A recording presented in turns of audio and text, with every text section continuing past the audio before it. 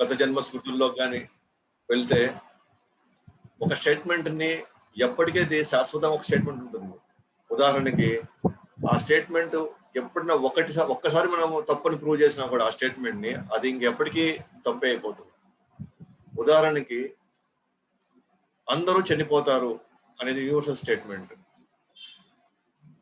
ఎవరైనా చనిపోకుండా ఒకడు ఎన్నో వేల కోట్ల సంవత్సరాల నుంచి బతికే ఉన్నాడు అనుకోండి, అంటే చెప్పిన ఈ స్టేట్మెంట్ తప్పు అనమాట. అంటే అందరూ చనిపోతారు అనే స్టేట్మెంట్ తప్పు. వాస్తవానికి ఇప్పుడు ఎవరైనా అందరూ చనిపోతారు అని అంటే ఎవరైనా క్వశ్చన్ వేస్తామా? ఎవరూ క్వశ్చన్ వేయము, ఎందుకంటే అది యూనివర్సల్లీ రైట్ స్టేట్మెంట్. అది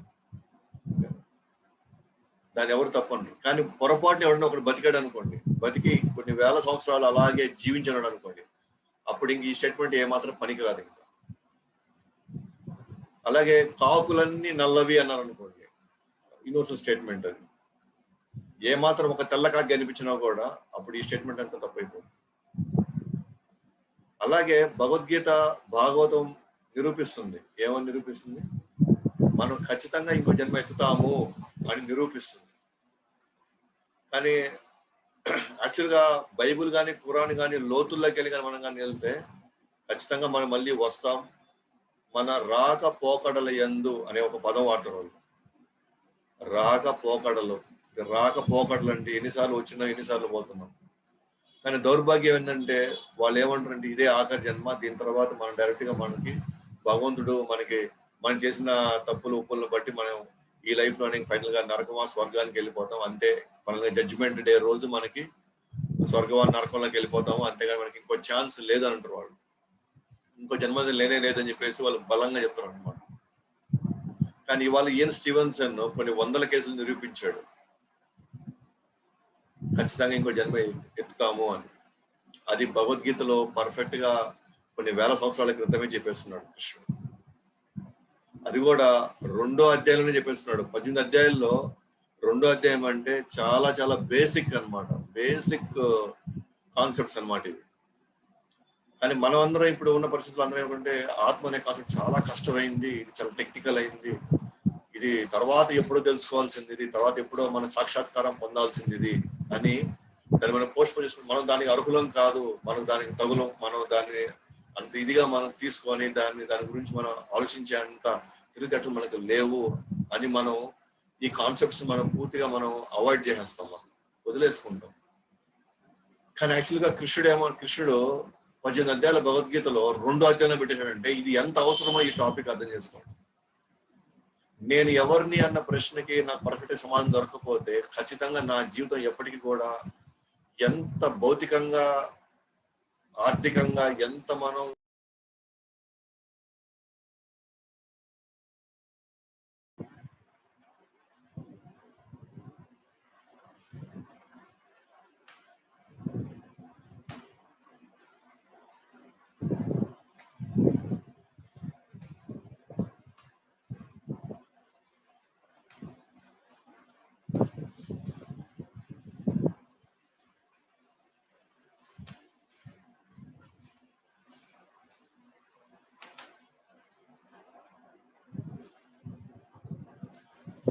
ఆర్థికంగా ఎంత గొప్ప వాళ్ళ, ఆర్థికంగా కానీ సామాజికంగా ఎంత బలమైన వాళ్ళు అయినప్పటికీ కూడా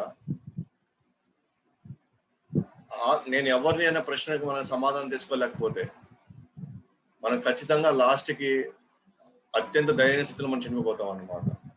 అంటే మానవ జన్మలో మనం తెలుసుకోవాల్సినటువంటి అసలైన ప్రశ్నకి మనం సమాధానం తెలుసుకోకుండా మనం చాలా దాని ఏమంటారు ఒక పరిపక్వత లేకుండా ఒక పరిపూర్ణత లేకుండా మనం చనిపోవాల్సి వస్తుంది.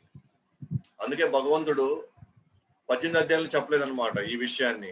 ఫస్ట్ బేసిక్ గా 2వ అధ్యాయం ఎప్పుడైతే ఆయన యొక్క మాటల్ని, ఆయన యొక్క గీతాన్ని 2వ అధ్యాయంలో పెట్టాడంటే ఇది మెయిన్. ఈ బేసిక్ ఫౌండేషన్ కానీ లేకపోతే ఇంకా మనం ఎటువంటి విషయాలు తెలుసుకోవడంలో కానీ లేదా ఇంకేదైనా సాధించడంలో కానీ మనం కంప్లీట్ గా మనం ఫెయిల్ అయిపోతాం అన్నమాట. సో కాబట్టి సనాతన ధర్మంలో పుట్టిన మనము భగవద్గీతని మనం చదవలేకపోతే లేదా అర్థం చేసుకోలేకపోతే డెఫినెట్ గా మనం సరైన జీవితాలు మనం జీవించలేము. ప్రశాంతమైనటువంటి ఆనందమైన జీవితానికి మనకి ఎప్పటికీ మనం చేరుకోలేమన్నమాట. కాబట్టి భగవద్గీతలో 2 అధ్యాయాలు మనం చెప్పాడంటే నేను ఆత్మని, నేను శరీరాన్ని కాదు అన్నటువంటి ఈ విషయాన్ని అతి చిన్న వయసులోనే మనం తెలుసుకోవాలి. ఆ విషయాన్ని అతి చిన్న వయసులో తెలుసుకొని అవగాహన అర్థం చేసుకొని తద్వారా మనం మన జీవితాన్ని కానీ చూసినట్లయితే, ఈ ప్రపంచంలో మనం జీవించినట్లయితే, అప్పుడు మన అర్థవంతమైనటువంటి జీవితాన్ని, ఆనందకర జీవితాన్ని మనం జీవించచ్చే తప్ప ఎప్పుడు 60 సంవత్సరాల తర్వాత నేను శరీరాన్ని కాదు, నేను ఆత్మని తెలుసుకోవడం వల్ల ప్రయోజనం లేదు. దానివల్ల మనకి ఎటువంటి ఉపయోగం, ఎందుకంటే చేయాల్సిన కర్మలు ఆల్రెడీ మనం చేసేస్తున్నాం. దానికి కావాల్సిన నెక్స్ట్ ఫ్యూచర్ రావాల్సినవన్నీ కూడా ఆటోమేటిక్గా మనకి వచ్చే తీరుతాయి అన్నమాట. అదే మనకు చిన్న వయసుగా తెలిస్తే ఇవాళ మనం ఎంతో ఆనందంగా, ఎంతో సంతృప్తికరమైనటువంటి ఒక జీవితాన్ని మనం ఇప్పటికీ మనం జీవిస్తూ ఉండొచ్చు. కాబట్టి ఇవాళ క్లాస్ లో మనం అసలు చేతనకి మూలం ఏంటి నాకు చెప్పుకున్నాం. శరీరం మొత్తం కూడా ఆ స్పర్శ రావడానికి కానీ, ఆ చలనం రావడానికి కారణం శరీరం అంతా కూడా చైతన్యం ఉందన్నమాట. శరీరం అంతా కూడా చైతన్యం ఉంది. బట్ ఆ చైతన్యం ఎక్కడి నుంచి వచ్చింది? ఆ చైతన్యము రసాయనాల నుంచి రావు, కణాల నుంచి రాదు. ఎందుకనంటే వాటి నుంచి వచ్చే పని అయితే ఇంకెవరు చనిపోరు. లేదా చనిపోయిన వ్యక్తి అలాగా నిశ్చలంగా అలా పడిపోయి ఉన్నాడు, ఎటువంటి స్పర్శ లేకుండా. కాబట్టి ఈ చేతనకి ఇంకేదో కారణం ఉంది, ఏదో ఎక్కడి నుంచో ఈ చైతన్యం వస్తుంది. ఆ చైతన్యానికి మూలం ఏంటి అని చూస్తే, సో చైతన్యానికి మూలము లోపల ఆత్మ అనేటువంటి ఆధ్యాత్మికమైనటువంటి శాశ్వత పదార్థం నుంచి, దాంట్లో నుంచి ఈ చైతన్యం వస్తుంది. సో లోపల శరీరానికి అతీతంగా, శరీరానికి భిన్నంగా, శరీర పదార్థాలతో ఏమాత్రం పొంతం లేకుండా ఒక అతీతమైనటువంటి ఒక పదార్థం ఒకటి ఉంది. భౌతిక పదార్థం కాదు, ఇది ఆధ్యాత్మిక పదార్థం, దివ్యమైన పదార్థం ఇది. దీన్ని ఆత్మ. సో ఇది మూలం అన్నమాట. ఇది శరీరం మొత్తానికి ఆ స్పర్శ, ఆ చైతన్యం, ఆ స్పందన, ఆ భావాలు అన్ని కలిగించేదంతా కూడా ఇదే అనమాట. ప్రస్తుతానికి ఈ జడ పదార్థం అనేటువంటి ఈ పంచభూతాలని, అది ఉండడం వల్ల ఈ పంచభూతాలకు ఏదో జీవం వచ్చినట్టు కనిపిస్తుంది, పంచభూతాల్లో జీవం ఉన్నట్టు కనిపిస్తుంది, కానీ పంచభూతాల్లో ఎప్పటికీ జీవం లేదు అసలు. ఈవెన్ మనసు, బుద్ధి, అహంకారానికి కూడా జీవం లేదు. కానీ ఇవన్నిటికీ ఉన్నట్టుగా లోపలటువంటి ఆ ఆత్మే చైతన్య రూపంలో మొత్తాన్ని ప్రవహింపజేస్తుంది అన్నమాట. సో భగవద్గీత మనకి శబ్ద ప్రమాణం అంటే ఏంటి? స్వయంగా దేవాది దేవుడు తద్వారా వచ్చినటువంటి గురు పరంపర వచ్చినటువంటి ఆచార్యులు, అంటే దీంట్లో ఎక్స్పర్ట్స్ అన్నమాట. వాళ్ళు పూర్తిగా అనుభవించిన తర్వాత, అర్థం చేసుకొని అనుభవించి, వాళ్ళు నిజంగా సాక్షాత్కారం పొందిన తర్వాత మనకి ఇచ్చినటువంటి విషయం అన్నమాట. అంటే ఎక్స్పెరిమెంట్ చేసి, రీసెర్చ్ చేసి, వాళ్ళ అనుభవంలోకి వెళ్ళి మొత్తాన్ని అవగాహన చేసుకొని మనకి అందించారు అన్నమాట. శబ్ద ప్రమాణం అంటే అదనమాట. మనం వింటున్నాము వాళ్ళ దగ్గర నుంచి, దాన్ని మనం శబ్ద ప్రమాణం ఆల్రెడీ మనం చెప్పుకున్నాం. ఆల్రెడీ ప్రత్యక్ష ప్రమాణం, అనుమాన ప్రమాణం, శబ్ద ప్రమాణం.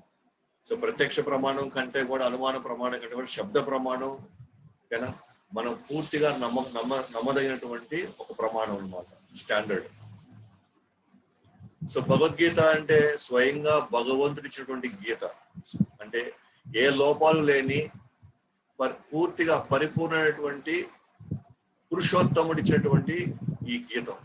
ఎవరైతే మనల్ని తయారు చేశాడో, ఎవరైతే ఈ సృష్టిని తయారు చేశాడో, ఈ మనలో ఉన్నటువంటి అసలైనటువంటి ఈ అన్నిటిని కూడా ఇచ్చినటువంటి వ్యక్తి మనకి మన గురించి చెప్తున్నాడు అనమాట. మన గురించి మాట్లాడుతున్నాడు. మనలో ఏది అసలైన విలువైంది ఏంటి, మనలో విలువ లేనిది అసలు ఏంటి, మనం ఎలా జీవించాలి, దేనికోసం మనం జీవించాలి, మానవ జీవితం యొక్క పరిపక్వత ఎప్పుడు వస్తుంది, పరిపూర్ణత ఎప్పుడు వస్తుంది అని పర్ఫెక్ట్ గా మనకి ఇచ్చినటువంటి వ్యక్తి ఎవరంటే తయారు చేసిన వ్యక్తి దేవాదేవుడు శ్రీకృష్ణుడు మనకి భగవద్గీత రూపంలో మనకి ఇచ్చున్నాడు. శబ్ద ప్రమాణం. శబ్ద ప్రమాణం అంటే విని మనం డైరెక్ట్ గా ఫాలో అయితే మనకి ఇంకా వెనక్కి తిరిగి చూసుకోవాల్సిన అవసరమే మనకి లేదనమాట. మనం ఖచ్చితంగా మనం అది చివరి దాకా మనం ఎప్పుడు కూడా చివరి దాకా వెళ్ళేదాకా మనం వెళ్ళి మనం ఎటువంటి ఏ విషయాల్లో కూడా మనం తిరిగి చూసుకోవాల్సిన అవసరం మనకి అలాంటి పరిస్థితి రాదు. సో మనకి 2వ అధ్యాయం 17వ శ్లోకంలో మనం చెప్తున్నాం అనమాట. ఏ చైతన్యం ఈ శరీరం అంతా ప్రవహిస్తుందో అది వినాశనం లేనిది. ఆ చైతన్యం ఆత్మ నుండే ఉద్భవించింది అని చెప్తున్నాం. అదే మనకి నిరూపణ.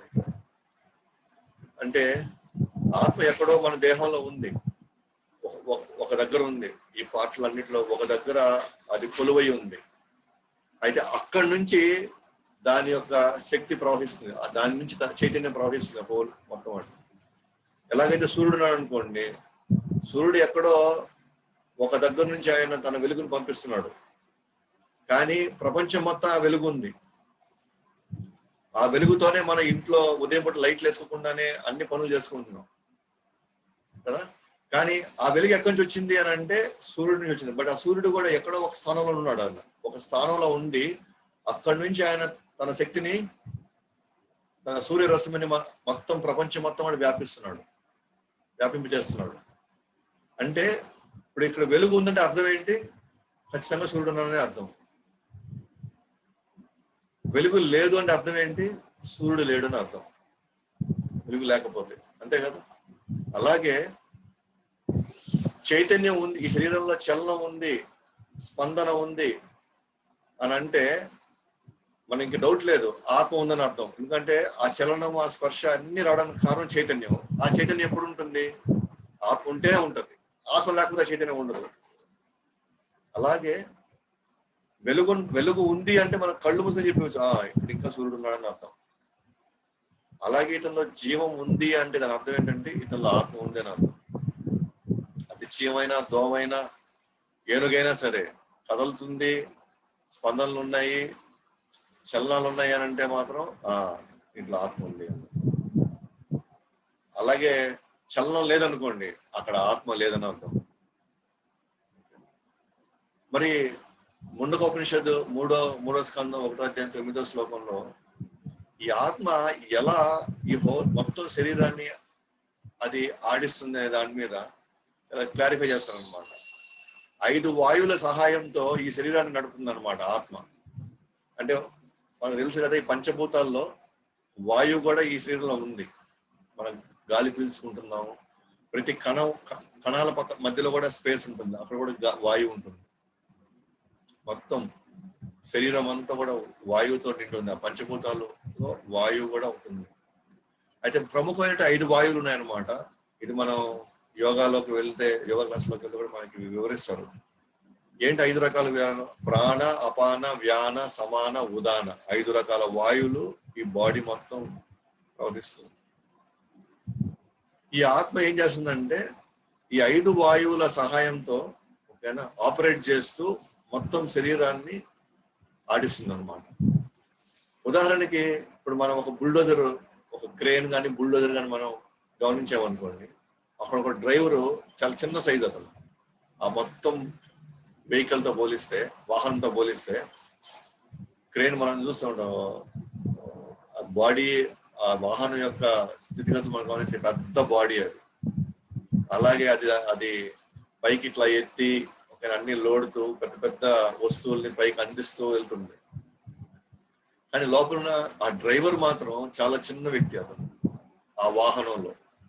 అయితే అతను తన కింద ఉన్నటువంటి కొన్ని ఓకేనా, అది గేర్ సిస్టమ్ అనాలా లేకపోతే కంప్రెషన్ ఎయిర్ సిస్టమ్ ఓకేనా, అతను దాన్ని ఇట్లా ఆడిచే కొంది ఆటోమేటిక్ గా ఆ క్రేన్ ఏవైతే చేయాల్సిన పనులన్నీ కూడా, అంటే మొత్తం ఏమవుతుందంటే యాక్చువల్ గా డ్రైవర్ ఆపరేట్ చేసేటప్పుడు ఏమవుతుందంటే రకరకాల వాయువులు వెళ్ళి ఓకేనా ఆ క్రేన్ కావాల్సిన వస్తువుల్ని, బరువైన వస్తువుల్ని తీసి ఒక దగ్గర నుంచి ఇంకో దగ్గర పెట్టేదానికి అలా ఆపరేట్ చేస్తుంటాడు. మొత్తం ఏం జరుగుతుంటే లోపల కంప్రెస్డ్ ఎయిర్ ఉంది ఓకేనా. ఆ కంప్రెస్డ్ ఎయిరే ఇన్ని పనులు చేపిస్తుంది అన్నమాట. కానీ నొక్కేవాడు ఎవరు? డ్రైవర్. అక్కడ అతను చాలా చిన్నవాడు ఆ వెహికల్ తో పోలిస్తే. కానీ అతను ఇక్కడ నొక్కితే ఎక్కడో ఒక చెయ్యి లాంటి, ఓకేనా, ఆ క్రేనో లేకపోతే ఆ బుల్డోజర్ కి ఆ జేసీబీ దాని ఒక చెయ్యి లాగా ఇట్లా పైకి లేసి మొత్తం లోడి పైకి ఎక్కుతుంది అనమాట. సిమిలర్ అంతే అనమాట. హృదయ భాగంలో ఉన్నటువంటి ఆత్మ ఈ 5 వాయువుల సహాయంతో అది కింద నొక్కుతూ మన యొక్క కోరికల మేరకు ఈ సపోజ్ ఇప్పుడు నేను ఉన్నాను అనుకోండి, ఓకేనా, ఈ చెయ్యి ఎత్తాలనుకున్నాను కదా, నేను చెయ్యి ఎత్తాలి అనే ఇన్స్ట్రక్షన్ నా మనసులో నుంచి, బ్రెయిన్ లో నుంచి డైరెక్ట్ గా బాడీ ద్వారా అల్టిమేట్ గా ఆత్మకి వెళ్ళి ఆత్మ ఈ చేయలేడానికి కావాల్సిన సిస్టమ్ అది నొక్కుతుంది, ఆ వాయువుని అది నొక్కుతుంది. అది నొక్కినప్పుడు ఏమవుతుంది, ఆటోమేటిక్ నేను ఈ చేయి లేపుతాను అనమాట, అలాగే ఈ కాలు లేపుతాను, అలాగే నేను పరిగిస్తాను, కూర్చుంటాను. అనేక కార్యాలంటే నేను చేసేదంతా కూడా కేవలం ఈ 5 వాయువుల యొక్క సహాయంతో ఆత్మ కంప్లీట్ గా ఆపరేట్ చేస్తూ ఈ మొత్తం శరీరాన్ని అది నడిపిస్తుంది అనమాట. వాస్తవానికి శరీరానికి అయితే ఎటువంటి ప్రాణం లేదు. ఎలాగైతే ఆ జేసీబీకి కావచ్చు లేదా క్రేన్ కానీ ఎలాంటి ప్రాణం లేదు దానికి. కానీ డ్రైవర్ కూర్చొని లోపల ఉన్న కంప్రెస్డ్ ఎయిర్ ని రకరకాల సిస్టమ్స్ ద్వారా అది ఆ డ్రైవర్ ఆపరేట్ చేయడం వల్ల మొత్తం క్రేన్ లో కదలిక ఉంది. మొత్తం దాని యొక్క అది చేసేటువంటి అనేక కార్యాలు కంప్లీట్ గా ఒక డ్రైవర్ ఒక దగ్గర కూర్చొని కేవలం 2-3 బటన్లు నొక్కుతూ లేదా కాళ్ళ దగ్గర 2 గేర్ సిస్టమ్ అతను ఆపరేట్ చేయడం వల్ల శరీరం మొత్తం అన్ని దాని ఏమంటారు టన్నులటువంటి ఆ వాహనం నడుస్తా ఉందన్నమాట. అలాగే దీంట్లో ఉన్న ఒక డ్రైవరు ఈ కేజీల 50 కేజీల 70 కేజీల 80 కేజీల వాహనాన్ని పూర్తిగా ఇతను కదిలిస్తున్నాడు అనమాట. లోపల ఉంది ఆ డ్రైవర్గా ఆ ఆత్మ వాయువుల యొక్క సహాయంతో శరీరం నడుపుతున్నాడు. కాబట్టి మనం ఈ శరీరం అయితే కాదు, శరీరంలో ఉండేటువంటి డ్రైవర్ ప్రస్తుతానికి ఈ శరీరాన్ని నడుపుతున్నాడు అనమాట. అందుకే నేను ఎవరిని అని అంటే, నేను ఈ శరీరాన్ని కాదు, దివ్యమైనటువంటి ఆధ్యాత్మిక ఆత్మని నేను ఈ శరీరంతో నేను అసలు ఏమాత్రం కలవను. అసలు ఈ శరీరంలో ఉండే ఏ విషయానికి నాకు అసలు సంబంధం లేదు. కానీ దౌర్భాగ్యం వశమున నేను ఈ శరీరంలో ఇరుక్కోపోయి ఉన్నాను. నేను అది ఎందుకు ఇరుక్కోపోయాము, ఇలాంటి పరిస్థితులు మనకి ఎందుకు వచ్చాయి, ఇది తర్వాత కాసేపు చూద్దాం. మళ్ళీ క్రమంగా కర్మ అనే కాన్సెప్ట్ లో ఇవన్నీ వస్తాయి అన్నమాట. కానీ మొత్తానికి అయితే ఈ శరీరం ఎప్పటికీ నాకు ఒక ఫారిన్ మెటీరియలే. నాకు ఇది నా పదార్థం కాదు ఇది అసలు. కానీ ప్రస్తుతానికి దాంట్లో ఇరుక్కోపోయి ఉన్నా. అలాగే ఆత్మ గుణాలు లక్షణాలు మీరు వెళ్ళి 2వ అధ్యాయం 20వ శ్లోకం 23, 11, 29 శ్లోకాలు కానీ మీరు కానీ వెళ్ళగలిగితే, నేను ఇప్పుడు దాంట్లో నేను టైం స్పెండ్ చేయలేదు. ఆల్రెడీ నేను 2వ అధ్యాయం భగవద్గీత 2వ అధ్యాయం 11 నుంచి 30 శ్లోకం నేను ఆల్రెడీ వివరంగా డిస్కస్ చేస్తున్నాము. ఓకే, సో దయచేసి వెళ్ళి ఒకసారి చూడండి ఆత్మ యొక్క లక్షణాలు ఏంటని, ఆత్మ స్వభావం ఏంటి, ఆత్మ నేచర్, లక్షణాలు ఇవన్నీ ఆల్రెడీ డిస్కస్ చేస్తున్నాము. శాశ్వతమైందని, నాశనం కానిది, శాశ్వతమైన వ్యక్తి అతను. ఆత్మ అనేది ఒక వ్యక్తి, యాక్చువల్ వ్యక్తి అతనే. ఆ వ్యక్తి శరీరాన్ని ప్రస్తుతానికి కప్పుకో ఉన్నాడు, శరీరాన్ని కప్పుకో ఉన్నాడు. ఎలాగైతే మన ప్రస్తుతానికి వస్త్రాలని కప్పుకో ఉన్నామో, అలాగే ఆత్మ ప్రస్తుతానికి శరీరాన్ని కప్పుకో ఉంది. అద్భుతమైనటువంటి ఆశ్చర్య కలిగించేటువంటి విషయాలు ఉన్నాయన్నమాట ఆత్మకు సంబంధించి. అలాగే సరే, మరి మరణం అంటే ఏంటి చూస్తే, ఆత్మ ఎప్పుడైతే ఈ దేహాన్ని వదిలితే దాన్నే మరణం అంటారు. ఆత్మకు మరణం లేదు, దేహానికి మాత్రమే చలనంగా ఉన్నటువంటి ఈ దేహం ఎప్పుడైతే చలనం లేకుండా పడిపోతుందో దాన్నే మరణం అంటారు. ఎప్పుడైతే నేను ఇంక ఈ శరీరం నాకు ఇంకా వద్దు, ఈ శరీరం నాకు పనికిరాదు, ఈ శరీరం వల్ల నాకు ఎటువంటి ప్రయోజనం లేదని ఎప్పుడైతే మరి ఈ శరీరాన్ని అట్లా వదిలేస్తామో, ఇంక మీద నా శరీరం నాది కాదు. ఇంకా ఆ శరీరము పంచభూతాలకు కలిసిపోతుంది, నశించిపోతుంది. ఆ శరీరం నాది కాదు. ఇంకా ఆ శరీరంతో నాకు ఇంకా ఏమాత్రం సంబంధం లేదు. శరీరంతో నాకు ఏమాత్రం సంబంధం లేదు. సో ప్రస్తుతానికి నేను ఈ శరీరంలో వాడుకుంటున్నాను, శరీరంలో కొన్ని అనుభవాల కోసం నేను ఇప్పుడు శరీరంలో ప్రయాణిస్తున్నాను తప్ప ఈ శరీరం నాది కానే కాదు.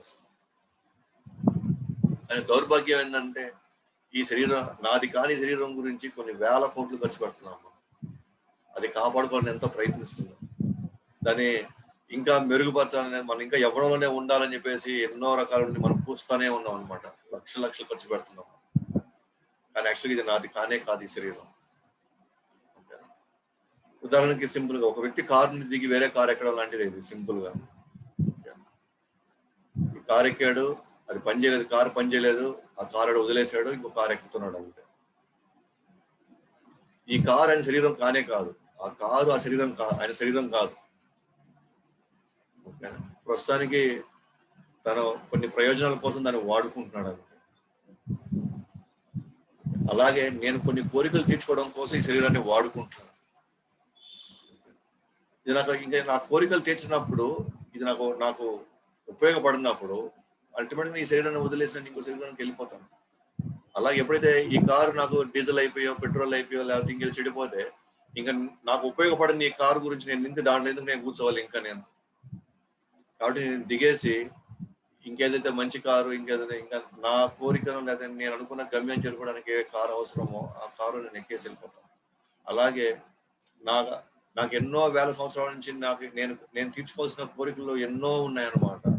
ఇప్పుడు ప్రస్తుతం నాకు ముసలి శరీరం వచ్చేసింది. నాకు ఇంకా ఏమాత్రం పనికిరాని శరీరం గురించి నేను ఎందుకు ఉపయోగించాలి, నేను ఎందుకు దీని గురించి నేను పాటుపడాలి. అందువల్ల ఆ శరీరం వదిలేసి నేను ఇంకో శరీరానికి నేను వెళ్ళిపోతున్నాను. సో శరీరాన్ని అంటే సైన్స్ ప్రకారంగా, అంటే మెడిసిన్ ప్రకారంగా హార్ట్ బీట్ ఆగినంత మాత్రాన మనం మరణించినట్టు కాదు, లేదా బ్రెయిన్ సిస్టమ్ కొలాప్స్ అయినంత మాత్రాన మనం చనిపోయినట్టు కాదు, లేదా నరాల వ్యవస్థ స్తంభించినంత మాత్రాన మనం మరణించినట్టు కాదు యాక్చువల్గా. కానీ సైన్స్ ప్రకారంగా ఇవి అన్నీ ఆగిపోతే మనం మరణించినట్టు అని చెప్తారు. కానీ యాక్చువల్గా అది కాదు. ఆత్మ ఎప్పుడైతే శరీరాన్ని వదులుతుంది, అంటే ఆత్మ ఒక్కోసారి శరీరంలో ఉన్నప్పటికీ కూడా ఇవన్నీ కొలాప్స్ అయిపోవచ్చు, ఇవన్నీ కూడా ఆగిపోవచ్చు. కానీ స్టిల్ లోపల ఆ శరీరము ఎప్పటికీ అది చెడిపోదు. ఆ శరీరం ఇవన్నీ ఆగిపోయి ఆత్మ ఉంటే ఆ శరీరం చెడిపోదు, ఆ శరీరం నశించిపోదు. ఎప్పుడైతే ఆత్మ వెళ్ళిపోతుందో అప్పుడు శరీరం నశించిపోతుంది, అప్పుడు అది కుళ్ళిపోవడం అది జరుగుతుంది. సో కొన్ని కేసెస్ లో నేను ఒకరిద్దరు స్టూడెంట్స్ చెప్పారు కూడా అనమాట. డాక్టర్ సర్టిఫై చేసేసాడు, చనిపోయిన సర్టిఫై చేశాడు, తీసుకొచ్చేసారు, అన్ని ఆయనకి కావాల్సిన కార్యక్రమాలన్నీ చేశారు. చూస్తే గాలి ఆడట్లేదు, ఏం కంప్లీట్ గా ఆల్మోస్ట్ చనిపోయిన వ్యక్తిలాగా ఎట్లాంటి చలనం లేదు. కానీ తీసుకెళ్ళి శ్మశానం దగ్గర తీసుకొని వెళ్ళిన తర్వాత అతను కాల్చిపోయడం పక్కన లేచి కూర్చున్నాడు అనమాట. జరిగింది కూడా ఒక స్టూడెంట్ విషయంలో చెప్పింది, వాళ్ళ తాత వాళ్ళ అవ్వ ఎవరు అలా జరిగిందంట. కంప్లీట్ గా అసలు కంప్లీట్ గా చేతలు అసలు ఏమి, అసలు గుండె కొట్టుకోవడం కానీ లేకపోతే ఊపిరి ఆడడం కానీ అసలు ఏం లేదు. కంప్లీట్ చనిపోయిన వ్యక్తి ఎలా ఉన్నాడు అలాగే ఉన్నాడు. అన్ని కార్యక్రమాలు పూర్తి చేశారు, మోసుకొని వెళ్ళారు శ్మశానంలో. కట్లు మీద కొడుకోబెట్టి ఇంకా తగలబెట్టిపోతున్నప్పుడు పక్కన లేచాడు అనమాట. అంటే మెడికల్ ప్రకారంగా సిస్టమ్స్ అన్ని పూర్తిగా కొలాప్స్ అయినప్పటికీ కూడా ఆత్మ ఇంకా నివసించే ఉండొచ్చు. వైదిక శాస్త్రం ప్రకారంగా ఆత్మ వెళ్ళిపోతే మాత్రమే అతను మరణం అని అన్నాం. ఆత్మ వెళ్ళిపోతేనే మాత్రం అది కుళ్ళిపోతుంది. కానీ ఆత్మ ఉండి అన్ని సిస్టమ్స్ కొలాప్స్ అయినా కూడా శరీరం మాత్రం, ఎందుకంటే ఆ చైతన్యాన్ని, ఆ జీవాన్ని ఇచ్చేది ఆత్మ. యాక్చువల్ చెప్పాలంటే మన శరీరంలో ఎప్పటికీ అసలు జీవం లేదు, అసలు జడ పదార్థమే, ఎప్పుడు మరణించే ఉంది అది. ఉదాహరణకి మనం గమనించినప్పుడు మనం ఎంబ్రియో, ఈ అండం, జైగోట్, సో మన గర్భంలో ఉన్నప్పుడు ఒకే ఒక కణంలో ఉంది, అదే 2 కణాలైనాయి, 4, 8, 16 అట్లా ఈ తర్వాత క్రమంగా 4 వారాలకి 10, తర్వాత 20, తర్వాత క్రమక్రమంగా శరీరం పెరుగుతా వస్తుంది. ఆ శరీరం పెరగడానికి కారణం ఏంటంటే కణాల్లో ఉన్న హార్మోన్స్ ఏదో పెరిగి దాంట్లో ఏదో కొన్ని ఎంజైమ్స్ కలిసి ఇవన్నీ వాటి రియాక్షన్ అయిపోయేసి అది జరగడం లేదండి. లోపల ఆత్మ ఉంది కాబట్టి ఆత్మలో ఉన్నటువంటి ఆ చైతన్యం లేదా జీవము ఇవన్నిటికి వెళ్ళడానికి కావాల్సినటువంటి ఆ శక్తిని కావచ్చు, ఆ తెలివితేటలు కావచ్చు, ఆ కంట్రోల్ సిస్టమ్ అంతా కూడా ఆత్మ నుంచి ఉంది. శరీరానికి ఎప్పుడు అసలు యాక్చువల్ దానికంటూ సెపరేట్గా ఎటువంటి జీవం లేదు అసలు. అది ఎప్పుడూ జడ పదార్థమే. ఆ జడ పదార్థానికి జీవం ఇచ్చేది ఆత్మ. ఒకవేళ చెప్పాలంటే శరీరం ఎప్పుడూ మరణస్థితే. అది శరీరానికి ఎప్పుడు మరణస్థితే. శరీరం ఎప్పుడు మరణించే ఉంది. డెడ్ మ్యాటర్ అది. శరీరం అనేది ఎప్పుడు డెడ్ మ్యాటరే. కానీ ప్రస్తుతానికి జీవుడు దాంట్లో ఉన్నాడు కాబట్టి అది ఆడుతుంది అంతే. ఓకేనా? లేకపోతే ఆడేదానికి అవకాశం లేదు. అందువల్ల మనం దాన్ని గమనిస్తే, సో మీ ముందర సో నేను మీకు ఒక గ్లౌజ్ పెట్టున్నాను అనమాట. గ్లౌజ్, ఓకేనా? సో సర్జికల్ గ్లౌజ్ పెట్టున్నాను మీ ముందర. సో వీటికి యాక్చువల్గా చెప్పాలంటే దీనికి అసలు జీవం ఉందా? దీనికి ఏమైనా జీవం ఉందా? అసలు జీవం అసలు లేదు. ఓకేనా? ఇప్పుడు దీన్ని ఈ వేలు ఆడించమన్నా ఏ వేలు కూడా అది ఆడించలేదు అది. కానీ ఎప్పుడైతే జీవుడు దీంట్లో ఎంటర్ అవుతాడో, ఓకేనా, జీవుడు దీంట్లో ఎంటర్ అయిన తర్వాత, ఓకే, యాక్చువల్లీ దీనికి జడ పదార్థం, యాక్చువల్లీ ఇది డెడ్ మ్యాటర్ యాక్చువల్గా ఇది. కానీ జీవుడు ఎంటర్ అయిన తర్వాత అతను ఆడించాలనుకున్నప్పుడు ఆడిస్తున్నాడు. కానీ మనకేమనిపిస్తుంది అంటే, ఓ ఈ గ్లౌజ్ కి జీవం ఉంది అనుకుంటున్నాం మనం. ఓకేనా? ఈ గ్లౌజ్ కి దానంతా అదే ఆడిస్తుంది, అదే ఆడుతా ఉంది అనుకుంటున్నాం మనం. లేదు, ముందు నుంచే దానికి ఏం లేదు. కానీ జీవుడు లోపలికి ఎంటర్ అయిన తర్వాత అతను కావాలనుకున్నట్టుగా ఆడిస్తున్నాడు అంతే. మళ్ళీ ఎప్పుడైతే జీవుడు ఇది నుంచి వదిలి వెళ్ళిపోతాడో ఆటోమేటిక్గా మళ్ళీ అదే జడ పదార్థమే. దీనికి ఎటువంటి వాల్యూ లేదు, దీనికి ఎటువంటి విలువ లేదు అసలు. దీనికి అర్థమైందా? కానీ మనం ఏమనుకుంటున్నామంటే, నాది శరీరం అతి ముఖ్యమైనది. శరీరము, ఈ శరీరానికి ఏమైనా మనం చేయొచ్చు, ఎంతైనా ఖర్చు పెట్టచ్చు, ఏ స్థాయికైనా మనం దీన్ని తీసుకెళ్లొచ్చు అని చెప్పేసి మనం రాత్రింబవళ్ళు వేలు లక్షలు మనం ఖర్చు పెడుతున్నాం అన్నమాట. ఎలాగైనా సరే ఆ జీవాన్ని కాపాడాలని. కానీ శరీరం అనేది ఎప్పటికీ దానికి అసలు వాల్యూ లేదు అసలు. సో వాల్యూ ఉన్నది ఆత్మకి. ఆత్మని మనం జాగ్రత్తగా చూసుకోవాలి. ఆత్మని అవసరాలు మనం తీర్చాలి తప్ప, శరీర అవసరాలు కొంత తీర్చాలి, కానీ శరీర అవసరాలు తీర్చడమే జీవితం కాదు. ఆత్మ అవసరాలు కానీ తీర్చగలిగితే ఆటోమేటిక్ శరీర అవసరాలు తీరిపోతాయి. అదే మనం ఇప్పుడు చూస్తున్నాం. మనం పక్కనే ఫోటోలో చిన్న పిల్లడు అతనే ఎదుగుతున్నాడు, అతనే స్కూల్కి వెళ్తున్నాడు, తర్వాత నెమ్మదిగా అతనే జాబ్కి వెళ్తున్నాడు, తర్వాత క్రమంగా ముసడైపోతున్నాడు, అల్టిమేట్ గా మళ్ళీ లాస్ట్ చనిపోయినప్పుడు. సో లోపలంతా ఆడిచిందంతా ఆత్మే. ఓకేనా? ఆ శరీరం అలా పెరగడానికి కావచ్చు, అనేకమైనటువంటి లోపల అవయవాలు పనిచేయడానికి కావచ్చు, లేదా మనం చేసిన సిస్టమ్స్ అన్ని కూడా ఆత్మ ఉంది కాబట్టి ఇవన్నీ జరుగుతున్నాయి. లేకపోతే శరీరం ఎప్పటికీ వాల్యూ లేదు అసలు. దీనికోసం మళ్ళీ 5,000 షర్ట్, 10,000 షర్ట్లు, ఓకేనా, లక్షల నగలు, ఓకేనా, మనకి తర్వాత లక్షలు పెట్టి కార్లు, ఏసీలు, ఇదంతా కంప్లీట్ గా. అంటే అసలు మనం ఈ భూమి మీదకి వచ్చింది, ఓకే, మనం పూర్తిగా శాశ్వతంగా మనం తిరిగి మన తండ్రి ధామాన్ని తిరిగి వెళ్ళిపోవడానికి మనం వచ్చింది. కానీ అది పూర్తిగా మనం మర్చిపోయేసి కేవలం శరీరాన్ని ఎట్లా చూసుకుందామా, శరీరాన్ని విషయాన్ని ఎట్లా పెంచుకుందామా. కానీ ఎంత పెంచినా, ఎంత కాపాడాలనుకున్నా సరే అది నశించే తీరుతుంది. దానికి ఎలాంటి వాల్యూ లేదు అసలు.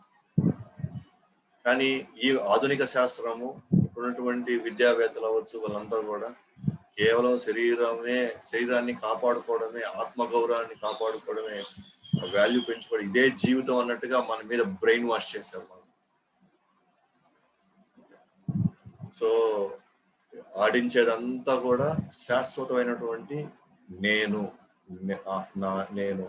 ఆత్మని, నేను ప్రస్తుతానికి శరీరంలో నేను దీన్ని ఆడిస్తున్నాను కాబట్టి ఈ శరీరానికి కొద్దిగా వాల్యూ ఉంది.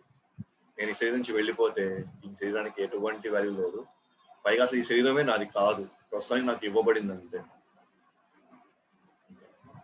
దీనికోసం కొట్లాట్లు, దీనికోసం ద్వేషాలు, కోపాలు, ఒకరిని నాశనం చేయాలన్నటువంటి జీవితాంతం కక్షలు, కంప్లీట్ గా ఒక మానవ పూర్తిగా మనం వేస్ట్ చేసుకుంటున్నాం అనమాట.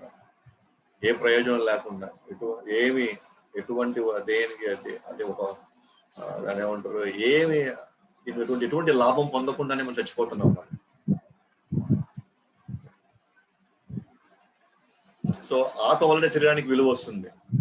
ఓకే, శరీరంలో ఏం లేదు, అంత కండలు, రక్తము, ఎముకలు, చీము, రసాయనాలు ఇవి తప్ప. కానీ వాటి కోసం మనం కోట్లు సంబంధాలు ఖర్చు పెడుతున్నాం అన్నమాట. కానీ పదార్థాలు కాపాడుకోవడానికి మళ్ళీ పదార్థాలు కొంటున్నాం. ఈ కాపాడుకోవడం మళ్ళీ పదార్థాలు కొంటున్నాం, లక్షలు పెట్టి, మళ్ళీ కార్లు, ఏసీలు, బంగళాలు, రకరకాలు. దాని అర్థం మనం సంపాదించకూడదని కాదు, మనం ఇవన్నీ వాడుకోవడం కాదు. కానీ ఎంతవరకు అవసరమో అంతవరకు వాడుకోవడం, అంతవరకు మనం చూసుకోవడం కాదు. బట్ మెయిన్ అసలైనటువంటి విషయాన్ని ఆత్మ గురించి తెలుసుకొని, ఆత్మకి ఏం కావాలో అర్థం చేసుకొని, ఆత్మ యొక్క చైతన్య, ఆత్మని ఇంకా ఆత్మ సాక్షాత్కారం వైపు మనం పోవడం చూసుకోవాలి తప్ప, శరీరం మనం గమనించుకోకపోయినా అది పెరగడము, వృద్ధి చెందడము, అది వీక్ అయిపోవడం, నాశనం అవడం ఖాయం. ఓకేనా? ఎంత పెద్ద రాజు అయినా సరే, ఏ స్థాయి వ్యక్తి అయినా సరే, శరీరాన్ని మాత్రం ఎవ్వరు కాపాడలేరు. కానీ ఆత్మకి ఎంత చేసినా సరే, ఆత్మ శాశ్వతమైంది కాబట్టి అది మనం కాపాడుకోవచ్చు. కాబట్టి ఆత్మ వల్ల శరీరానికి విలువ వస్తుందే కానీ, లేకపోతే మనకి ఇక్కడ ఈ శరీరానికి ఎటువంటి వాల్యూ లేదు అసలు. కానీ ఇవాళ మనం వ్యవస్థలన్నీ కూడా శరీరాన్ని సుఖపెట్టడంలోనే నిమగ్నం అయిపోయి ఉన్నాయి. ఇన్ఫాక్ట్ మనం హై పొజిషన్స్, హై పోస్టులు సమాజంలో పెద్ద వాటికి ఎందుకనంటే ఈ శరీరాన్ని ఎట్లా సుఖపెట్టాలా, ఈ శరీరం గురించి ఇంకా దీన్ని ఏ స్థాయికి తీసుకెళ్లాలనే ఆ భ్రమలోనే మనం పడి ఉన్నామే కానీ, దీన్ని నడిపించేటువంటి అసలైనటువంటి ఆత్మ యొక్క అవసరాలు తీర్చడంలో మనం పూర్తిగా విఫలమైపోయాం. సో కాబట్టి మనం కొంత ఇవి కానీ మనం చూడగలిగితే వీటి డిఫరెన్సెస్. ఆత్మ ఎప్పుడు సత్ అంటే శాశ్వతమైంది, శరీరం అశాశ్వతమైంది. ఆత్మ చిత్ ఎప్పుడు కూడా జ్ఞానంతో నిండి ఉన్నది, కానీ శరీరానికి అసలు జ్ఞానమే లేదు, ఎందుకంటే జడ పదార్థం. ఆత్మ ఆనందంలో ఎప్పుడు ఊగిసలాడుతుంటుంది, ఆత్మ ఆనందంలో. కానీ శరీరం ఎప్పుడు నిరానందంగా. శరీరం ఉంటే మనకు కష్టం గ్యారంటీ. శరీరం అంటేనే మనకు కష్టాలే ఇస్తుంది. శరీరం ముసతనము, రోగము, రకరకాల తలనొప్పులు, ఒళ్ళు నొప్పులు అన్ని ఎప్పుడు కూడా మనకి శరీరం ఉంటే ఆనందం. శరీరం ఉన్నవాడు ఎప్పుడు ఆనందంగా ఉండలేడు. నేను శరీరానికి అతీతమైన ఆత్మని సాక్షాత్కారం పొందిన తర్వాత అతను ఆనందంగా ఉండగలుగుతాడు. అలాగే ఆత్మకు రూపం ఉంది, శరీరానికి రూపం లేదు. సో యాక్చువల్గా మనం ఇందాక చూస్తున్నట్టుగానే ఈ గ్లౌజ్ ఏదైతే ఉందో, యాక్చువల్గా దీనికి మామూలుగా అయితే ఇది కంప్లీట్ లాటెక్స్ రబ్బర్. ఇది రబ్బర్ మామూలుగా మనకి షీట్స్ రూపంలో వీటిలో వస్తుంది. కానీ ప్రస్తుతానికి రూపం ఇచ్చాం దీనికి. యాక్చువల్ దీనికైతే రూపం లేదు. దీనికైతే రూపము లేదు. కానీ మనం రూపం ఇచ్చామన్నమాట, ఒక ప్రయోజనం కోసం, వాడుకోవడం కోసం రూపం ఇచ్చాం. కానీ ఆత్మకు మాత్రం శాశ్వతమైనటువంటి రూపం ఉంది. ఆత్మ రూపం లేనిది కాదు, ఆత్మకు రూపం ఉంది. ఆ రూపం ఉంది కాబట్టి శరీరానికి ఒక రూపం వస్తుంది. ఆత్మకి రూపం ఉంది కాబట్టి శరీరానికి. అలాగే ఈ చెయ్యికి రూపం ఉంది కాబట్టి దీనికి సంబంధించినటువంటి గ్లౌజ్కి రూపం వచ్చింది. అదే శరీరంగా లేకుండా ఉంటే ఈ శరీరానికి ఈ గ్లౌజ్కి ఆ రూపం రాదు. అలా ఆత్మ అంటే ఒక వ్యక్తి. యాక్చువల్గా ఆ వ్యక్తికి ఎన్నో భావాలు ఉన్నాయి, ఆ వ్యక్తికి ఎన్నో కోరికలు ఉన్నాయి. అతను ఏదో చేయాలనుకొని ఎప్పుడు శాశ్వతంగా భగవంతుడు సంబంధం పెట్టుకోవాలని ఎప్పుడు నిరంతరంగా ఆలోచిస్తూ ఉంటాడు ఆత్మ. కానీ శరీరానికి వ్యక్తిత్వం లేదు, ఎందుకంటే అది జడ పదార్థం. అది వ్యక్తిత్వం ఎట్లా ఉంటుంది. అలాగే ఆత్మ యాక్చువల్గా ఆధ్యాత్మిక జగత్తుకు సంబంధించింది. శరీరం భౌతిక జగత్ సంబంధించింది. సో భౌతిక జగత్తులో పంచభూతాలు ఉన్నాయి కాబట్టి శరీరం కూడా పంచభూతాలు తయారు చేయబడింది. కాబట్టి శరీరం ఎప్పుడైనా సరే ఈ భూమిలో కలిసిపోవాల్సిందే, ఈ ప్రకృతిలో కలిసిపోవాల్సిందే. కానీ ఆత్మ ఈ ప్రకృతికి సంబంధించింది కాదు కాబట్టి ఈ ప్రకృతి అసలు ఎప్పుడు కలవదు అసలు. అది ఖచ్చితంగా దాని అడ్రస్ యాక్చువల్గా భౌతిక ఆధ్యాత్మిక జగత్తులో ఉంది. దాని ఇల్లు, దాని సంబంధాలన్నీ కూడా ఎక్కడున్నాయి? వైకుంఠ లోకాల్లో ఉన్నాయి. అందుకే అది ఈ భౌతిక జగత్తులో ఉండలేదు. అందుకే ఈ శరీరంలో అది నిమడలేదు. ఎందుకంటే ఆధ్యాత్మిక ప్రకృతి అయినటువంటి ఆత్మ వేరు, భౌతిక ప్రకృతి శరీరం వేరు. ఈ రెండు ఒకటి అసలు కలుసుకోలేవు అసలు. కానీ ప్రస్తుతానికి వేరే విధి లేక వేరే కర్మాలు చేసుకొని మనం ప్రస్తుతానికి దీంట్లో మనం బంధించబడ్డాము అంతే. మరి ఈ రెండు కూడా ఆధ్యాత్మిక ప్రకృతి అవ్వచ్చు, భౌతిక ప్రకృతి కావచ్చు, ఈ రెండు కూడా భగవంతుడి నుంచి వచ్చిన శక్తులే ఇవన్నీ కూడా. ఉదాహరణకి 7.4లో 7 శ్లోకంలో భూమి, నీరు, అగ్ని, గాలి, ఆకాశము, మనస్సు, బుద్ధి, అహంకారం అను 8 అంశముల సముదాయము నా వేరు ప్రకృతి. నా ప్రకృతి అది. ఏంటి నా వేరు ప్రకృతి? అది భౌతిక ప్రకృతి. ఇది స్థూల శరీరాన్ని, సూక్ష్మ శరీరాన్ని తయారు చేస్తుంది. ఇది భౌతిక ప్రపంచం అంతా కూడా స్థూల పదార్థాలే. అంటే నీ భూమి, నీరు, ఆకాశం, నీరు అంటే వీటి ఆ పంచభూతాలు తయారు చేయబడింది. ఈ శరీరం కూడా అదే పంచభూతాలు తయారు చేసింది. బట్ ఎక్కడి నుంచి వచ్చినాయి ఇవన్నీ కూడా? భగవంతుడి నుంచే వచ్చినాయి. కాబట్టి భగవంతుడి నుంచి వచ్చిన సెపరేటెడ్ ఎనర్జీ, భిన్న ప్రకృతి, భిన్న శక్తులు ఇవ్వాలి. కానీ భగవంతుడే దీనికి మూలం. ఇవి కాక నూన్యమైన 7 శ్లోకంలో ఇవి కాక నూన్యమైన భౌతిక ప్రకృతిని ఉపయోగించుకొని నా ఉన్నతమైన ప్రకృతి జీవుల సముదాయం వేరొకటి ఉంది. సో ఆయన నుంచే జీవుడు అనేది వేరే ఇంకో ప్రకృతి నుంచి వచ్చింది అన్నమాట. జీవుడు వేరే ప్రకృతి నుంచి వచ్చాడు. ఏంటి ఆ ప్రకృతి? ఉన్నతమైన ప్రకృతి, సుపీరియర్ ఎనర్జీ నుంచి వచ్చాడు అనమాట. అతను ఏం చేస్తున్నాడు? ఈ ప్రకృతిని ఉపయోగించుకుంటున్నాడు అనమాట. అంటే ఈ ప్రకృతి అంటే ఏంటి? ఈ శరీరాన్ని ఉపయోగించుకుంటున్నాడు, లేదా ఈ వ్యవస్థల్ని, ఈ ప్రకృతిలో అనేక కార్యక్రమాలు అతను ఈ ప్రకృతిలో నడిపిస్తున్నాడు అతను. కానీ యాక్చువల్గా అతను ఆధ్యాత్మిక ప్రకృతి చెందినవాడు, ఆత్మ. శరీరం ఏమో అది మనసు, బుద్ధి, అహంకారం ప్లస్ పంచభూతాలు, ఇవన్నీ కూడా భౌతిక ప్రకృతికి సంబంధించింది. అంటే భగవంతుడి యొక్క నాసిరకమైనటువంటి శక్తులు అనమాట. అదే ఆత్మ భగవంతుడు కృష్ణుడి యొక్క ఉన్నత ప్రకృతి, అంటే సుపీరియర్ ఎనర్జీ. అంటే 2 ఎనర్జీలు ఉన్నాయి ఆయనకి. ఒకటేమో ఇన్ఫీరియర్, ఒకటేమో సుపీరియర్. ఇన్ఫీరియర్ ఎనర్జీ నుంచి వచ్చిందే ఈ భౌతిక ప్రకృతి, సుపీరియర్ నుంచి వచ్చింది ఏంటి? ఆత్మ. కాబట్టి అది ఇది రెండు భగవంతుడే మూలం, భగవంతుడే కారణం వీటికి. ఆయన నుంచి ఇవన్నీ ఉద్భవించినాయి. ఇది మనం లాస్ట్ క్లాస్ లో మనం చెప్పుకున్నాము వేరే సెషన్ లో. సేమ్ నాసిరక భౌతిక శరీరం, స్థూల శరీరం, సూక్ష్మ శరీరం. స్థూల శరీరం నుంచి భూమి, నీరు, నిప్పు, గాలి, ఆకాశం. సూక్ష్మ శరీరం వచ్చి మనసు, తెలివితేటలు అంటే బుద్ధి, అహంకారం, తప్పుడు అహం అంటే అహంకారం. సో ఇవి 2 శరీరాల లెక్కన తీసుకోవచ్చు అనమాట. ఏది? స్థూల శరీరం ఒకటి, సూక్ష్మ శరీరం, 2 శరీరాలు ఉన్నాయి. వాటి మూడోది అసలైంది ఉన్నతమైన ప్రకృతి, ఉన్నతమైన ఆధ్యాత్మిక శరీరం ఏంటి అని అంటే అది ఆత్మ. అది సత్, చిత్, ఆనందంతో నిండినటువంటి ఒక పదార్థం లేదా ఒక శక్తి అది. సో మొత్తానికి మనకి గమనిస్తే ఈ విధంగా మనం చూడొచ్చు అనమాట. సో ఎల్లో కలర్ లో ఉండేది ఆత్మ అయితే దాని చుట్టూ ఉన్న ఇంకొక పొర, ఓకేనా, సూక్ష్మ శరీరం అనమాట. మనసు, బుద్ధి, అహంకారం ఉండేది. దానిపైన అసలైనటువంటి మెయిన్ కవరింగ్ వచ్చేసి ఈ అసలైనటువంటి మెయిన్ బయట ఉన్న శరీరం. సో మనసు, బుద్ధి, అహంకారాన్ని మాత్రం మనం సూక్ష్మ శరీరం అంటాము. దానిపైన ఉన్నటువంటి ఇదే ఈ చర్మము ఇదంతా ఏదైతే ఉందో దాని స్థూల శరీరం అంటాము అనమాట. Gross body, subtle body. ఈ రెండిటి లోపల మెయిన్ అసలైనటువంటి వ్యక్తి ఎవరు? ఆత్మ. సో అతను సచ్చిదానందంతో నిండు, అతని పదార్థాలు ఏమంటే సత్తు, చిత్, ఆనంద పదార్థాలు అనమాట. ఎవరిది? ఆత్మలో ఉండేది. మరి శరీరం ఉండేది ఏంటి? గాలి, నీరు, నిప్పు, ఆకాశం. ఇది ఉంది.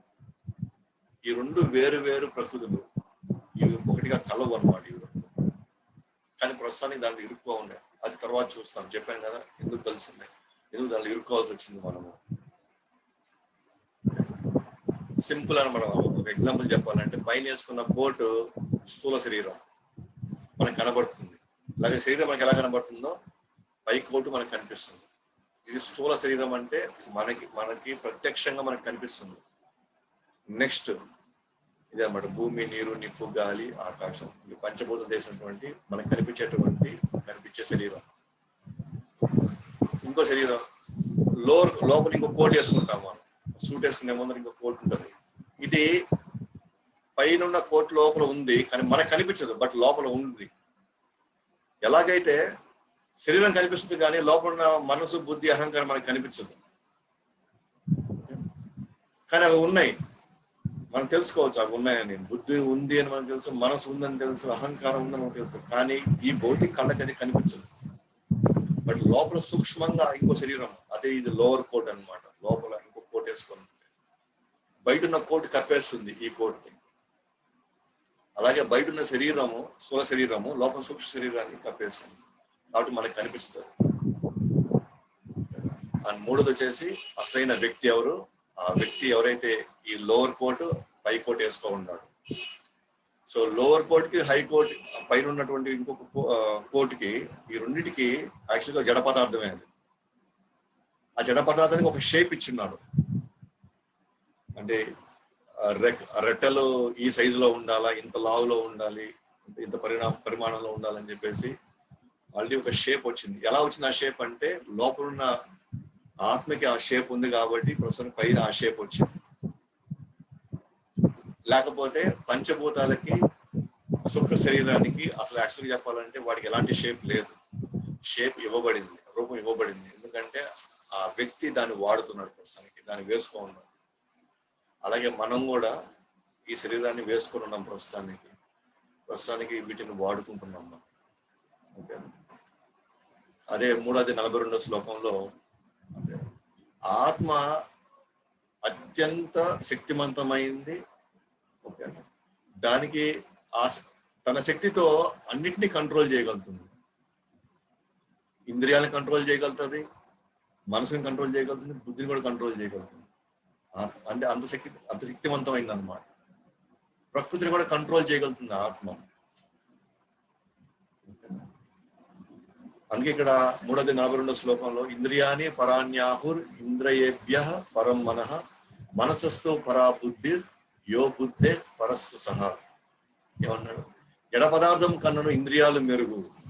అంటే డెడ్ మ్యాటర్ జడ పదార్థం కంటే ఇంద్రియాలు మెరుగైనవి, అంటే ఉన్నతమైనవి అండి. కానీ ఇంద్రియాల కంటే మనసు ఇంకా మెరుగైంది, మనసు కంటే బుద్ధి ఇంకా మెరుగైంది, బుద్ధి కన్నా ఆత్మ అత్యంత ఉత్తమమైంది. ఆత్మ కానీ తలుచుకుంటే, మనం తలుచుకుంటే మొత్తం వ్యవస్థ అంతా కంట్రోల్ చేయొచ్చు. ఒకసారి మనము మనసు వల్ల బలైపోతాం, ఒకసారి బుద్ధి వల్ల మనం బలైపోతాం. ఒకసారి మనసు చాలా పెద్దగా మనకు కనిపిస్తుంది. మనసు చెప్పే ఇన్స్ట్రక్షన్స్ మనం ఓవర్కమ్ చేయలేమేమో మనం భయం వేస్తుంది. మనం ఒకటే అర్థం చేసుకోవాలా, నేను మనసు కంటే కూడా బుద్ధి కంటే కూడా చాలా బలమైన వ్యక్తిని మనం అర్థం చేసుకోవాలి. నేను చాలా బలమైన వ్యక్తిని, నేను ఖచ్చితంగా నా మనసుని నేను కంట్రోల్ చేయగలను, నా ఇంద్రియాలు నేను కంట్రోల్ చేయగలను, నా బుద్ధిని నేను కంట్రోల్ చేయగలను. ఎందుకంటే నేను వాటన్నిటికంటే కూడా అత్యంత ఉత్తమమైన శక్తివంతమైన వాడిని.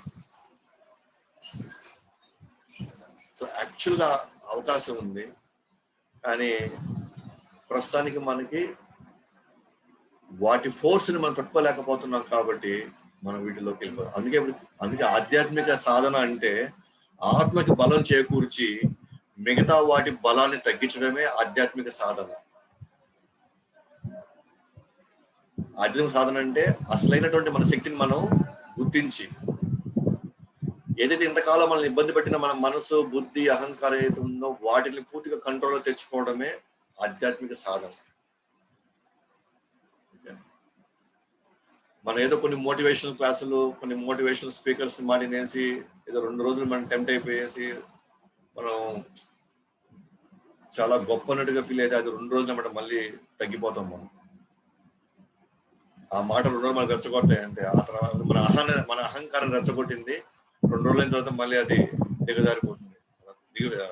దాని ఆ వర్డ్ యొక్క ఇంపాక్ట్స్ మళ్ళీ తర్వాత 2-3 రోజుల తర్వాత పోతాయి అన్నమాట.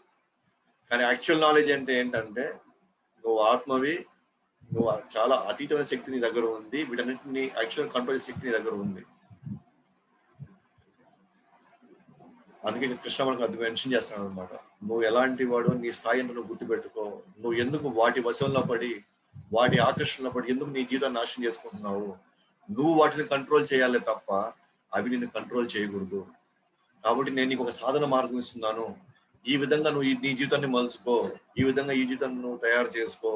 ఖచ్చితంగా నువ్వు ఏ స్థాయికి వెళ్ళాలనుకున్నావో ఆ స్థాయికి నువ్వు వెళ్ళగలవు. మనసుని, బుద్ధిని, అహంకారాన్ని పూర్తిగా మన కంట్రోల్లో పెట్టుకోని.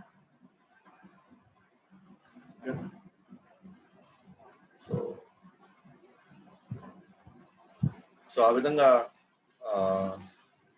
మనం యాక్చువల్గా ఈ చైతన్యం అనేది ఆత్మ నుంచి వచ్చింది. సో ఈ ఆత్మ అతి శక్తివంతమైంది. సో ఈ శరీరం, మనలోనే 2 శరీరాలు ఉన్నాయి. ఒకటి స్థూల శరీరం, రెండోది సూక్ష్మ శరీరం. స్థూల శరీరం పంచభూతాలతో తయారు చేయబడింది. సూక్ష్మ శరీరం కూడా పంచభూతాలే, కాకపోతే అది ఇంకా సూక్ష్మమైనది కాబట్టి మనకు కనబడదు. అది ఈ 2 వచ్చినవి కూడా కృష్ణుడి నుంచే వచ్చినాయి. అయితే శరీరం ఎప్పుడైనా సరే జడ పదార్థమే, కానీ ఆధ్యాత్మికమైనటువంటి ఆత్మ అతి శక్తివంతమైంది. సో మనం కృష్ణుడు చెప్పినట్టుగా మనం కానీ మన జీవితాన్ని మలుచుకోగలిగితే ఆత్మ యొక్క యథార్థ స్థితిలోకి, ఆత్మ యొక్క అతీతమైన శక్తుల్ని ఉపయోగించుకోవడంలో ఎప్పుడు ముందుంటుంది. తద్వారా మన జీవితాన్ని పూర్తి కంట్రోల్ తెచ్చుకొని మన కర్మల్ని మనమే డిసైడ్ చేసుకోవచ్చు. కానీ ఇదంతా కూడా భగవంతుడి యొక్క దయతో, ఆయన ఇచ్చినటువంటి మార్గాన్ని మనం అనుసరించినప్పుడు మాత్రమే మనకి ఇవన్నీ మనం చేయగలుగుతాం అన్నమాట. సో రేపటి క్లాస్లో, నెక్స్ట్ వీక్ క్లాస్లో మనం అసలు మన జీవితం ఎందుకు ఈ విధంగా కష్టాల పాలు పడుతున్నాము, ఎందుకు కష్టాలు పాల్పడుతున్నాం మనం, ఎందుకు మనం అంత డబ్బు సంపాదించినా కూడా, అంత ఉన్నతమైనటువంటి స్థానాలకు వెళ్ళినా కూడా, హోదా ఉన్నా కూడా, ఎంతో మంది మహాత్ములు ఉన్నా కూడా, ఇవన్నీ నా దగ్గర ఉన్నప్పటికీ కూడా నేను ఎందుకు ఆనందంగా లేను? అంటే బాహ్య ప్రపంచంలో తప్పు జరుగుతుందా, లేకపోతే అంతర్గత ప్రపంచంలో తప్పు జరుగుతుందా? అసలు సరి చేసుకోవాల్సింది ఏంటి? ఏది సరి చేసుకుంటే ఈ డబ్బు, హోదా, పరపతి ఇవి లేకపోయినా కూడా మనం ఆనందంగా ఎలా ఉండగలుగుతాం? ఇప్పుడు దాకా మనం చేసిన, లేదా ఈ అధునాతమైనటువంటి శాస్త్రమా, లేకపోతే ఈ మోడర్న్ ఎడ్యుకేషన్, వీళ్ళు మనకి చేసిన బ్రెయిన్ వాషింగ్ వల్ల మనం ఎక్కడో ముందు వేయాల్సింది ఎక్కడో ముందు వేసుకుంటున్నాం అనమాట. గాయం ఎక్కడో జరిగింది, ఆ గాయాన్ని కరెక్ట్గా మనం ముందేయగలిగితే పర్ఫెక్ట్గా మనం ఆ కష్టం నుంచి మనం బయటపడిపోవచ్చు. కానీ గాయం ఎక్కడో జరిగితే మనం ముందు ఎక్కడో వేస్తున్నాం అనమాట. అసలు సరిదిద్దుకోవాల్సింది ఎక్కడో ఒకటి ఉంది, కానీ ఎక్కడో ఎక్కడో సరిదిద్దుకుంటున్నాం. ఆ సరిదిద్దుకునే క్రమంలో గాయం ఇంకా పెద్దదవుతుంది, మనకి ఇంకా ఎక్కువ కష్టాలే వస్తుంది. మనకు ప్రశాంతంగానే లేము, ఆనందంగా లేము అసలు. సో ఎక్కడ పొరపాటు జరుగుతుంది అసలు? సో మనలో అంతర్గతంగా మనలో ఉన్నటువంటి ఈ అనేక అంశాల్లో దేన్ని మనం కంట్రోల్ చేయలేక, లేదా దేనికి మనం బానిసలం అయిపోయేసి మనకి ఇలాంటి పరిస్థితులకు మనం పడుతున్నాము అనేది సో నెక్స్ట్ క్లాస్లో మనం చూస్తాము. ఓకేనా? సో ఇక్కడ నేను ఈ సెషన్ క్లోజ్ చేస్తున్నాను. సో మీకు ఏదైనా సందేహాలు ఉంటే మీరు అడగచ్చు. జగద్గురు శ్రీల ప్రభుపాద్ की जय, अनंत कोटि वैष्णव की जय, भगवद्वाणी श्रीमद् भगवद गीता की जय, गौर प्रेमानंद हरि हरि।